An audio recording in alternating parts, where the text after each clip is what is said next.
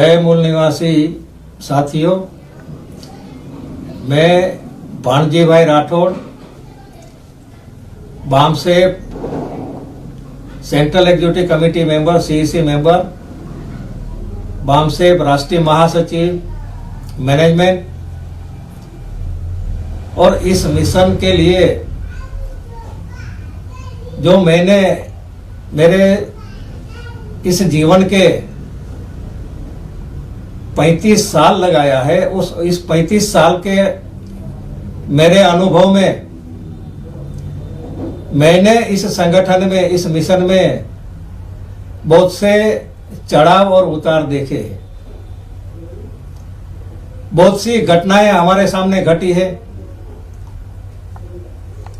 और ये मिशन, ये फुले अम्बेडकर विचारधारा का मिशन कभी भी रुकने वाला नहीं है, ना रुका है, ना रुक सकता है कोई,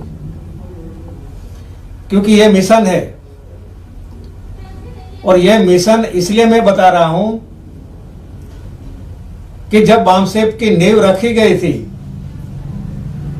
तब बामसेप के माध्यम से जन जागरण का अभियान चलाया और जन जागरण अभियान के तहत जिन लोगों ने नींव रखी, उन लोगों ने अपना स्वार्थ नहीं देखा। उसने समाज को संगठित करके जागृत करने के लिए जो बाबा साहब अम्बेडकर का, महात्मा ज्योतिराव फुले का और हमारे महापुरुषों का जो अधूरा आंदोलन था, इस अधूरा आंदोलन पूरा करने के लिए हमारे मिशनरी कार्यकर्ता, मिशनरी साथी, मिशनरी पदाधिकारी, उन लोगों ने जो ये नींव रखी है, उस नींव के माध्यम से जो राष्ट्रव्यापी, जो हम लोगों को संगठन के निर्माण, क्योंकि समस्या राष्ट्रव्यापी है तो संगठन भी राष्ट्रव्यापी होना चाहिए, इसलिए इस विचारधारा को प्रचार प्रसार करने के लिए मिशन के माध्यम से जो स्ट्रक्चर खड़ा करना पड़ता है संगठनात्मक, वो संगठनात्मक स्ट्रक्चर खड़ा करके इस आंदोलन को, इस मिशन को आगे बढ़ाया। और इस मिशन को आगे बढ़ाते बढ़ाते जब समाज में जागृति आई, उस जागृति के प्रभाव को देखते हुए संगठन के नींव डालने वाले कार्यकर्ता, पदाधिकारी लोगों ने सोचा कि अब समाज की जो अपेक्षा है, अपेक्षाओं को परिपूर्ण करने के लिए आंदोलन करना होगा, और आंदोलन के माध्यम से राजनीतिक महत्वाकांक्षा जो समाज में निर्माण होगी, इस राजनीतिक महत्वाकांक्षा को पूरा परिपूर्ण करने के लिए बामसेप को छोड़कर मान्यवर कांशीराम साहब ने राजनीतिक पॉलिटिकल पार्टी बनाई। लेकिन उसने एक बताया था कि मैं बामसेप छोड़ रहा हूं, मैं राजनीति में जा रहा हूं। जिसको बामसेप चलाना है वो बामसेप चला सकते हैं। तो उस समय पे इस मिशन के कार्यकर्ताओं ने, कुछ लोगों ने राजनीति को चुना और कुछ लोगों ने सामाजिक मूवमेंट, आंदोलन को चुना, और उसने इस मिशन को आगे बढ़ाया। और इस मिशन को आगे बढ़ाते बढ़ाते संगठन का स्वरूप दिया और संगठन का रजिस्ट्रेशन किया। इसलिए संगठन का रजिस्ट्रेशन किया गया ताकि भविष्य में इस संगठन और इस मिशन को कोई क्षति ना पहुंचे और निरंतर ये मिशन और संगठन आगे बढ़ता रहे। लेकिन देखा गया कि 90 के दशक में इस संगठन में जो 53 सदस्य थे as a central executive committee, CEC के सदस्य, और उस समय पे जो राष्ट्रीय अध्यक्ष माननीय तेजिंदर सिंह जल्ली साहब थे, उस जल्ली साहब के ऊपर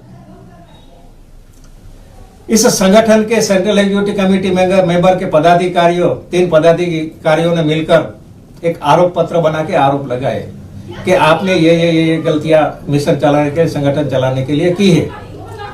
और वो आरोप पत्र जब जल्ली साहब को दिया गया और साथ में सीईसी के सदस्य को दिया गया, और उन लोगों ने डिमांड की थी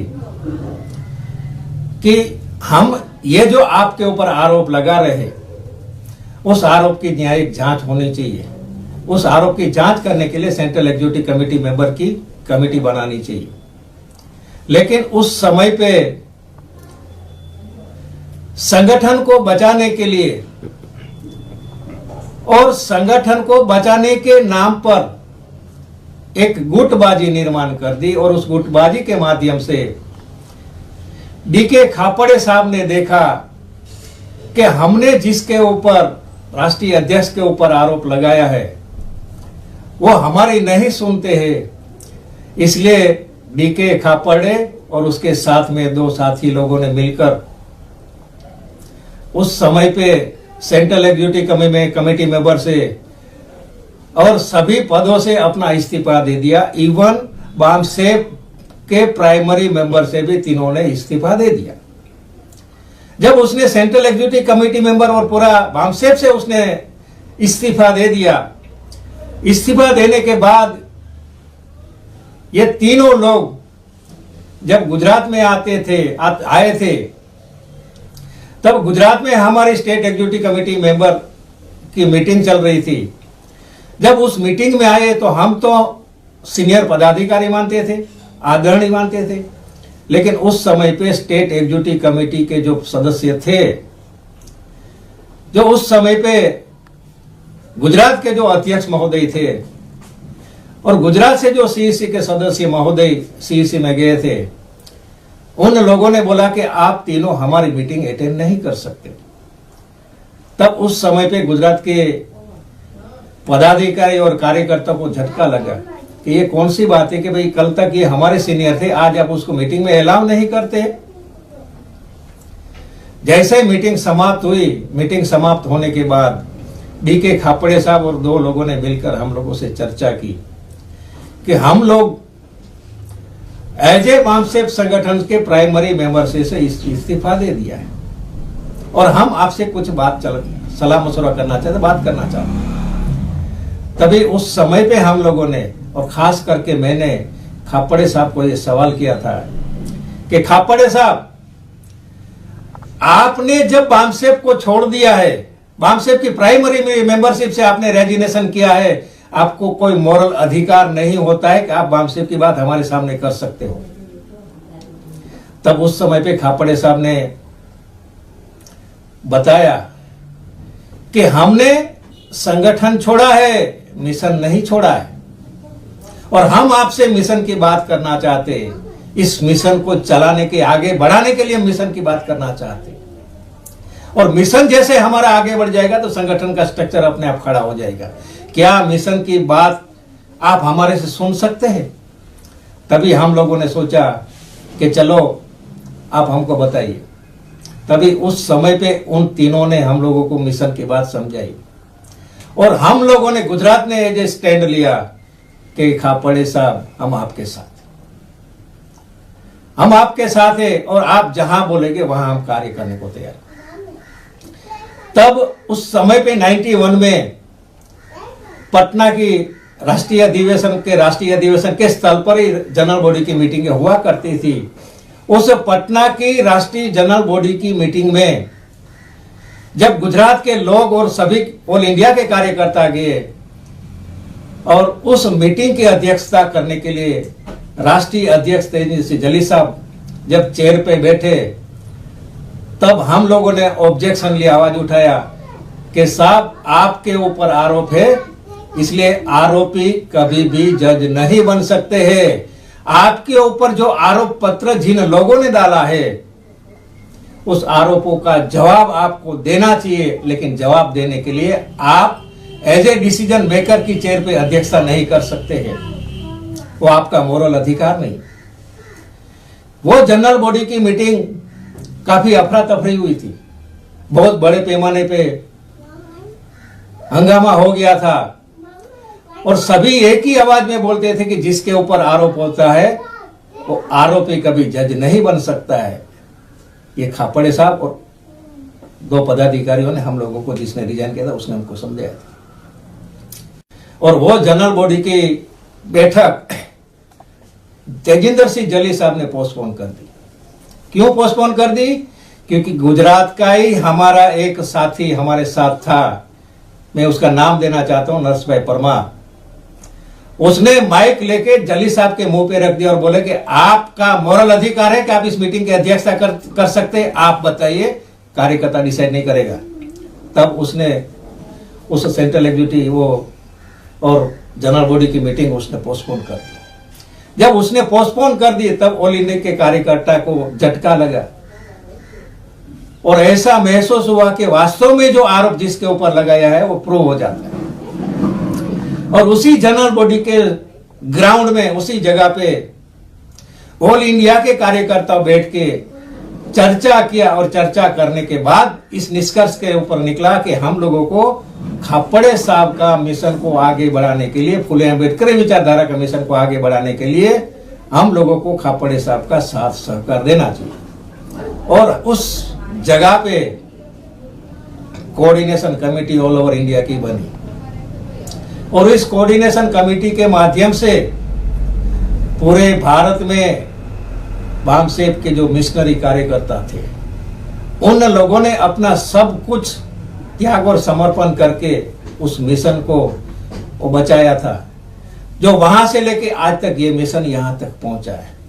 इस मिशन का जो स्वरूप, जब संगठन के माध्यम से स्ट्रक्चर बनता है तो उस स्ट्रक्चर में रहने वाले जो पदाधिकारी होते, मैं किसी के ऊपर आरोप नहीं लगाना चाहता, लेकिन स्ट्रक्चर में रहने वाले जो पदाधिकारी, चाहे राष्ट्रीय का अध्यक्ष होता है, चाहे राज्य अध्यक्ष होता है, चाहे स्टेट का प्रेसिडेंट होता है, जब उसको ऐसा लगता है कि अब तो मैं बड़ा हो गया हूं, लोग मेरे अंडर में है, तब उस मिशन में, उस संगठन में समस्या निर्माण होती है। और जब खापड़े साहब ने उस समय पे इस मिशन के माध्यम से जो संगठन का स्ट्रक्चर खड़ा किया और स्ट्रक्चर खड़ा करने के बाद उस स्ट्रक्चर का प्रारूप देने के लिए राष्ट्रीय अध्यक्ष की जरूरत थी, तो उस समय पे खापड़े साहब ने जो अपने से जूनियर, जो उसका, खापड़े साहब ने बोला कि इसको राष्ट्रीय अध्यक्ष बनाइए। हमने बोला खापड़े साहब ये एकदम जूनियर कार्यकर्ता है, वो डिस्ट्रिक्ट पदाधिकारी है, क्या उसको आप राष्ट्रीय अध्यक्ष बनाओ? खापड़े साहब ने बोला कि आप मेरे पे भरोसा रखिए, मैं इसको राष्ट्रीय अध्यक्ष के तौर पे आप लोगों को रिक्वेस्ट करता हूं कि आप बने। तभी ऑल ओवर इंडिया के कार्यकर्ता पदाधिकारियों ने सोचा कि खापड़े साहब की बात को मानते, हम लोगों ने गंगावने साहब को राष्ट्रीय अध्यक्ष के तौर पे हम लोगों ने माना, स्वीकार किया। लेकिन वही एसएफ गंगावने साहब जो खापड़े साहब का चेला था, जो खापड़े साहब उससे कहीं सीनियर थे, बहुत जानकार थे, फिर भी खापड़े साहब ने अपना असिस्टेंट, अपना चेला जिसने खापड़े साहब ने तैयार किया था, उस तैयार किया हुआ आदमी को राष्ट्रीय अध्यक्ष बनाया था और इस राष्ट्रीय अध्यक्ष के बात को खापड़े साहब ने माना था और आंदोलन को आगे बढ़ाया था। तब उस समय पे ऐसे गंगावने साहब राष्ट्रीय अध्यक्ष बनने के बाद 2-3 साल के बाद उसको ऐसा महसूस हुआ, उसको ऐसा लगा कि अरे संगठन तो अभी मैं तो राष्ट्रीय अध्यक्ष हूं, मुझे कोई कुछ नहीं कर सकता है। तब गंगावने साहब ने महाराष्ट्र के लोगों की एक गुट बनाया और उस गुट बना के, गुट के माध्यम से मुंबई का राष्ट्रीय अधिवेशन हुआ था। उस मुंबई के राष्ट्रीय अधिवेशन में जब जनरल बॉडी की मीटिंग बैठने वाली थी, तो उस जनरल बॉडी की मीटिंग में अपने गुट के माध्यम से खापड़े साहब के ऊपर उसने आरोप पत्र लगाया और उसने बोला कि खापड़े साहब और ये लोग मुझे काम नहीं करने देते हैं और इसके लिए मैंने जो आरोप लगाया है उस आरोप की इस जनरल बॉडी की मीटिंग में चर्चा होनी थी। जब महाराष्ट्र के लोगों ने ये डिमांड रखी, तब एज ए गुजरात से मैं और मेरे साथ नेंदरिया जी थे, हम दोनों ने मिलकर स्टैंड लिया कि आपने आरोप पत्र आज ही दिया है और आज ही आप बोलते हैं कि इसकी चर्चा होनी चाहिए, ये संभव नहीं है। आपने अगर आरोप लगाया है तो आरोप के लिए सेंट्रल एग्जीक्यूटिव कमेटी मेंबर में क्या उसको आपने आरोप पत्र दिया है? क्या सेंट्रल एग्जीक्यूटिव कमेटी के माध्यम से आपने उसको बताया है कि भाई इसकी कमेटी बननी चाहिए? आपने ये काम नहीं किया है। लेकिन आप ये जो आरोप पत्र लगाते हैं, ये ना गलत है। अगर इसको प्रूव करना है तो प्रूव करने के लिए जो जनरल बॉडी की मीटिंग है, उस जनरल बॉडी की मीटिंग में आपने एजेंडा नहीं डाला है, आपको एजेंडा में लेना चाहिए। तब उस समय पे उस ग्राउंड के अंदर भी हंगामा हुआ था और उसी हंगामे के तहत हमने गुजरात ने स्टैंड लिया था कि गंगावने साहब, आप राष्ट्रीय अध्यक्ष जरूर है लेकिन आप मिशनरी नहीं है। आप में जो मिशनरी भावना होनी चाहिए, इस मिशनरी भावना नहीं है और इस मिशनरी भावना नहीं होने की वजह से हम आपको स्वीकार नहीं करते हैं। और हम लोगों ने उस जनरल बॉडी के अंदर, क्योंकि संगठन में समस्याएं निर्माण होती है, समस्या का समाधान करने के लिए जो राष्ट्रीय अध्यक्ष होता है, लेकिन राष्ट्रीय अध्यक्ष के ऊपर भी निगरानी तंत्र रखने के लिए as a central executive committee और जनरल बॉडी की मीटिंग जब लगती है तो उस मीटिंग का संचालन करने के लिए, उस मीटिंग की अध्यक्षता करने के लिए राष्ट्रीय अध्यक्ष अध्यक्षता नहीं कर सकता था। लेकिन हम लोगों ने सभी संगठन के पदाधिकारी कार्यकर्ताओं ने डिसाइड किया था कि इसके राष्ट्रीय अध्यक्ष के ऊपर भी वॉच रहनी चाहिए, कंट्रोल रहना चाहिए और कंट्रोल रखने के लिए जनरल बॉडी चेयरमैन की हम लोगों ने व्यवस्था उस समय पे निर्माण की थी। और यही जनरल बॉडी के चेयरमैन की व्यवस्था के तहत गुजरात से ही अशोक भाई परमार जनरल बॉडी के चेयरमैन थे। जब गंगावने साहब ने ऐसी राष्ट्रीय अध्यक्ष के नाते ये घटना घटी, तब ऑल ओवर इंडिया के लोगों को महसूस हुआ कि ये समस्याएं जब भी आती है तो राष्ट्रीय अध्यक्ष के माध्यम से आती है। और यह समस्या का समाधान करने के लिए फिर खापड़े साहब ने तनतोड़ मेहनत करके वापस इस संगठन को आगे बढ़ा के, मिशन को आगे बढ़ा के संगठन का स्ट्रक्चर निर्माण किया। और हम लोगों ने बोला कि खापड़े साहब, अभी आप उसको बनाते हैं, उसको बनाते हैं, आप ही अध्यक्ष बनो। खापड़े साहब को जब हम लोगों ने रिक्वेस्ट किया तो खापड़े साहब बोले ठीक है। जब खापड़े साहब राष्ट्रीय अध्यक्ष बने और उस समय पे खापड़े साहब राष्ट्रीय अध्यक्ष के तहत उसकी अध्यक्षता में जो मिशन आगे बढ़ते रहा और खापड़े साहब की अध्यक्षता में लास्ट में पटना में राष्ट्रीय अधिवेशन हुआ बिहार में। उस पटना के बिहार के राष्ट्रीय अधिवेशन के बाद खापड़े साहब का देहांत हो गया और उसके बाद एज ए बीडी बोरकर साहब को उसका संचालन दिया। और खापड़े साहब ने बताया, क्योंकि राष्ट्रीय अधिवेशन की तैयारी के लिए मैं, खापड़े साहब, वामन मेश्राम और बीडी बोरकर, हम 4-5 लोग राष्ट्रीय अधिवेशन की तैयारी के लिए जब साथ में बैठते थे तब खापड़े साहब बताते थे कि अभी ये मिशन की जिम्मेवारी, ये मेरी जिम्मेवारी, आज तक मैंने यहाँ चलाया, लेकिन आपको आगे से वामन मेश्राम को साथ और सहकार देना होगा। और ये उसने अंतिम दिनों में भी बताया था और उसी के तहत राष्ट्रीय अध्यक्ष के तौर पे वामन मेश्राम जी को बनाया था। साथियों, इसके बाद संगठन में दूसरा टकराव और समस्या निर्माण होगी और उसी में एज ए वामन मेश्राम के ऊपर उस समय पे आरोप लगा था और चरित्र का आरोप संगठन में पहली बार लगा था कि वामन मेश्राम का चरित्र हनन करने का प्रयास महाराष्ट्र के लोगों ने किया था। और जब महाराष्ट्र के लोगों ने चरित्र हनन का प्रयास किया था तभी भी गुजरात से हम लोगों ने स्टैंड लिया था कि जब हम संगठन के माध्यम से, मिशन के माध्यम से एक लीडरशिप को हम एस्टैब्लिश करते, 20 साल लग जाता है एक लीडरशिप खड़ी होने के लिए, और जैसे लीडरशिप खड़ी हो जाती है, भारत में प्रस्तावित होती है, इसी लीडरशिप को क्या आप चरित्र हनन करके उसको खत्म करने का प्रयास करते, हम बर्दाश्त नहीं करेंगे। और हम लोगों ने गुजरात से स्टैंड लिया था और हम लोगों ने वामन मेश्राम साहब को बोला था कि हम आपके साथ हैं। और उसी सिलसिले में मैं 7 स्टेट में खुद घुमा था और 7 स्टेट घूम के मैंने 7 स्टेटों से प्रस्ताव पारित करवाया था कि हम वामन मेश्राम को समर्थन करते हैं। साथियों, आज हमारा दिल जल रहा है क्योंकि जो त्याग और समर्पण जिन कार्यकर्ताओं ने इस देश के अंदर मूल निवासी बहुजन समाज का आंदोलन बढ़ाने के लिए जिसने त्याग और समर्पण दिया है, 90 से 95 तक मैंने मेरा घर बार छोड़ के जब भी संगठन को जरूरत पड़ती थी, उधर जाना है, मैंने नौकरी की परवाह नहीं की थी, संगठन की परवाह की थी और मैंने ये आदेश का पालन किया था। और उसी आदेश के तहत उस समय पे 90 से 95 के पीरियड में मैंने मेरे घर के कम से कम 35 25,000 रुपया इस आंदोलन को, इस संगठन को बचाने के लिए डाला था। मुझे आज ये बताने की जरूरत इसलिए पड़ती है क्योंकि आज संगठन में जो समस्याएं निर्माण करके जिन लोगों ने संगठन के लिए, समाज के लिए कुछ भी त्याग और समर्पण नहीं किया है, ऐसे कुछ आवारा तत्व के लोग, मुझे आवारा तत्व शब्द यूज करना पड़ता है, जिसने त्याग और समर्पण नहीं किया, ऐसे लोग आज भामसेप के माध्यम से, भामसेप ओआरजी के पेड के माध्यम से सोशल मीडिया में आके अनाप शनाप बकवास करते हैं। मुझे आज मजबूर होकर यह बोलना पड़ता है, क्या है तुम्हारा रोल, क्या है तुम्हारा, बताओ क्या तुम्हारा त्याग और समर्पण है। कल के आए हुए आज सवाल करते हैं। मैं आप लोगों को बताना चाहता हूं कि ऐसे जो कुछ लोग हैं जिन लोगों को जिला प्रेसिडेंट बनने की औकात नहीं है, ऐसे लोगों को जब कुछ बड़े ओहदे दिया जाता है वो डाइजेस्ट नहीं कर सकते हैं। जब वो डाइजेस्ट नहीं कर सकते हैं इसलिए वो अनाप शनाप बकवास करते हैं।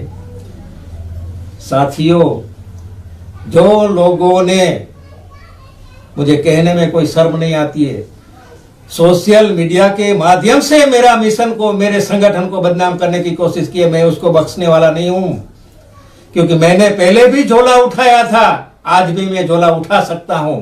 लेकिन मेरा मिशन को जिन लोगों ने बदनाम किया है और बर्बाद करने की जो कोशिश कर रहे हैं, मैं इसको बख्शने वाला नहीं हूं, मैं छोड़ने वाला नहीं हूं।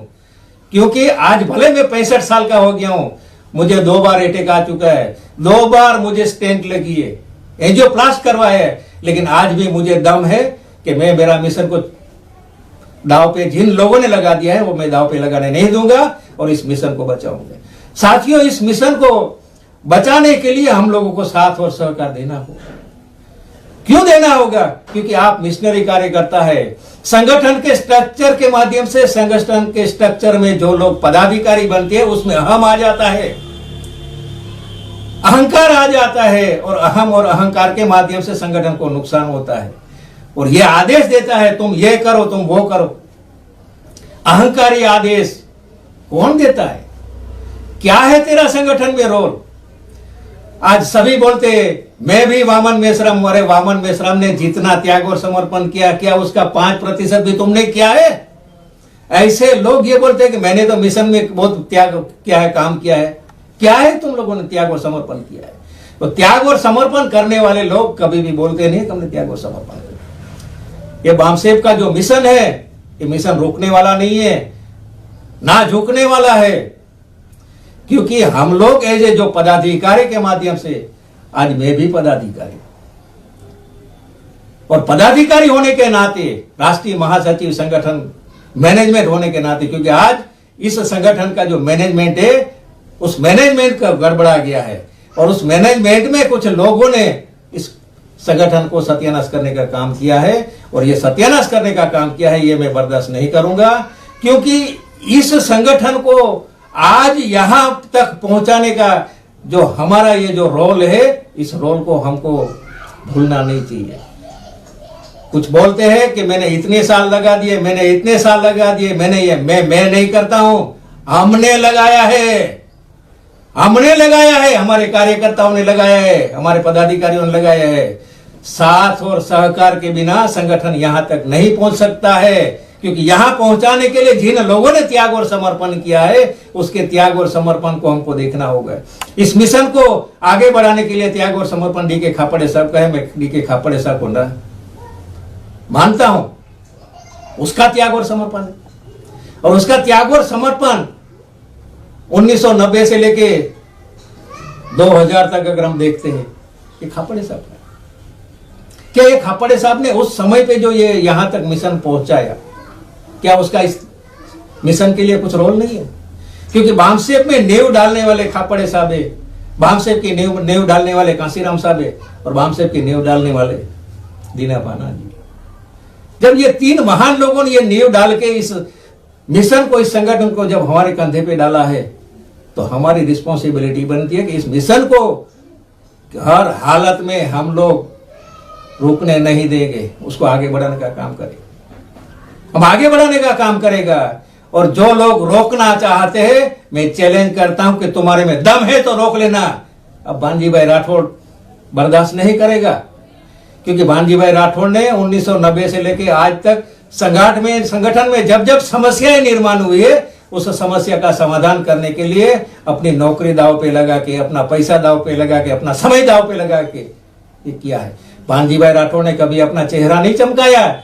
भानजी भाई राठौड़ ने कभी राष्ट्रीय अधिवेशन में अपने आप को प्रोजेक्ट नहीं किया है, ना कभी भाषणबाजी किया है, क्योंकि हम तो मिशन के कार्यकर्ता है। हम खापड़े साहब ने जो मिशन बनाए उस मिशन के कार्यकर्ता है, और इस मिशन को हम रोकने नहीं देंगे, इस मिशन को हम झुकने नहीं देंगे। और मैं अपील करना चाहता हूं राष्ट्रीय अध्यक्ष को कि आप क्या कर रहे हैं मेश्राम साहब, हमारे बामसेब के पेज के ऊपर अनाप शनाप चरित्र हनन की बातें हो रही है और आप कुछ एक्शन नहीं लेते हैं। मुझे शर्म आती है, मुझसे बर्दाश्त नहीं होता है। अगर उसको लाइव आना है तो अपने पेज पे आवे, औकात है तो अपने पेज पे आवे।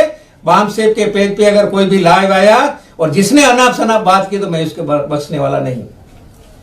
मैं भी एक पदाधिकारी हूं। अगर ये मेश्राम साहब अगर इसके संदर्भ में अगर कुछ एक्शन नहीं लेंगे, एक्शन लेना चाहिए। क्या ये बामसेब मिशन, बामसेब संगठन ऐसे लोगों के लिए है कि वहां वो चरित्र हनन की बातें करते हैं? क्या समाज को मैसेज देना चाहते हैं? क्या मैसेज देना चाहते हैं? ये मैसेज देना चाहते हैं कि आप हमारे संगठन में जुड़ोगे, आप हमारे संगठन में पदाधिकारी बनेंगे, आप हमारे संगठन में फुल टाइमर बनोगे, महिला आएगी तो हम उसका शोषण करेंगे। शर्म करनी चाहिए, शर्म करनी चाहिए।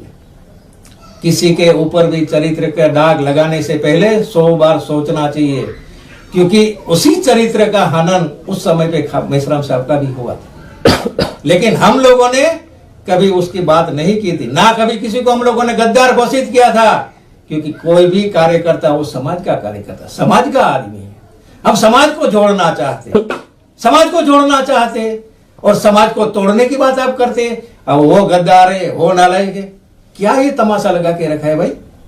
क्या है ये तमाशा? रुक जाओ, तमाशा बंद कर दो।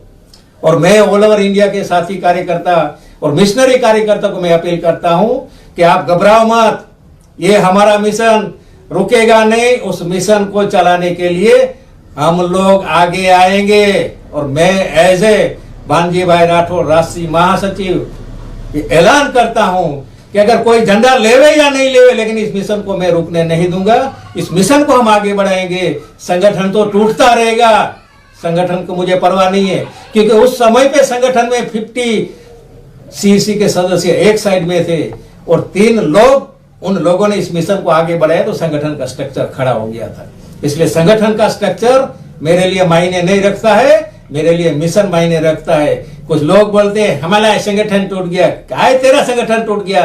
क्या तूने संगठन में रोल अदा किया है? क्या तेरी औकात है संगठन में? क्या तेरा त्याग और समर्पण है? अपने आप को बोलते हैं मैं फुल टाइमर हूं, तो फुल टाइमर है। और फुल टाइमर ऐसा, इसकी सोच ऐसी होती है।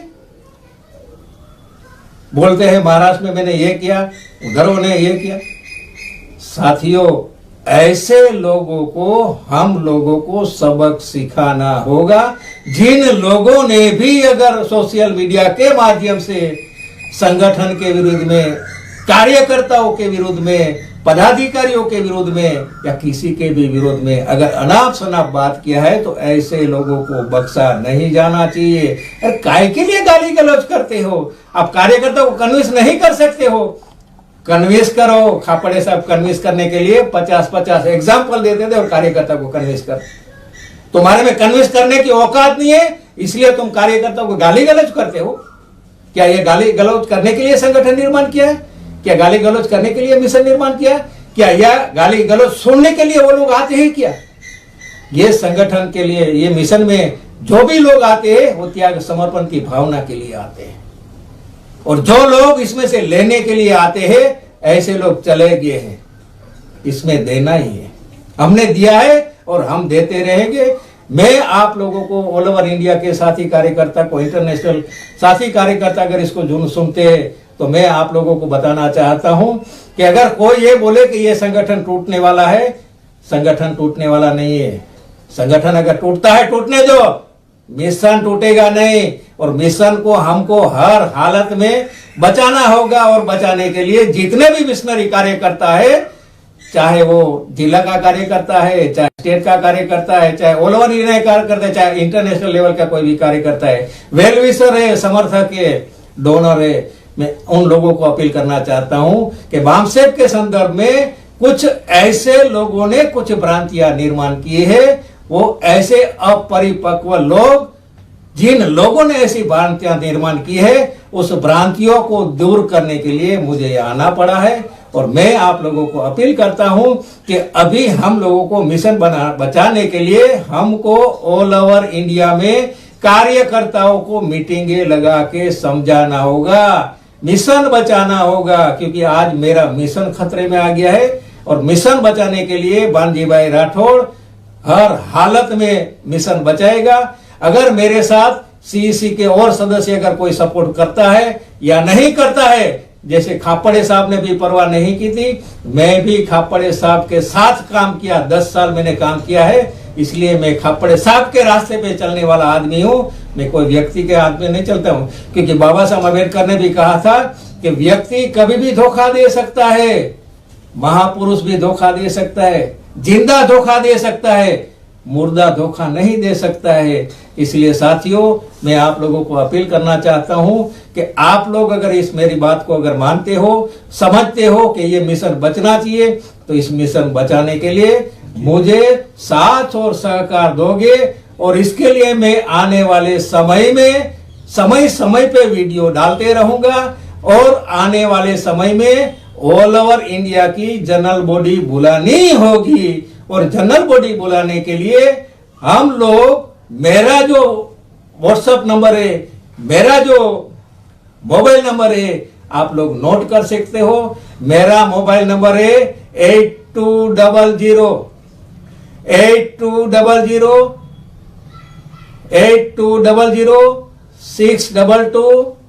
622 आप कभी भी मुझे फोन कर सकते हैं और मुझे सवाल पूछ सकते हैं। अगर मैं नालायक घोषित होता हूं तो मुझे आप चौराहे पे जूता मारो, मैं जूता खाने के लिए तैयार हूं। लेकिन अगर मैं सही हूं और सही मैंने फैसला लिया है, सही वक्त में सही कदम मैंने उठाए है, तो आप मुझे साथ और सहकार दोगे, ऐसी मैं आप लोगों से अपील करता हूं। धन्यवाद। जय भीम।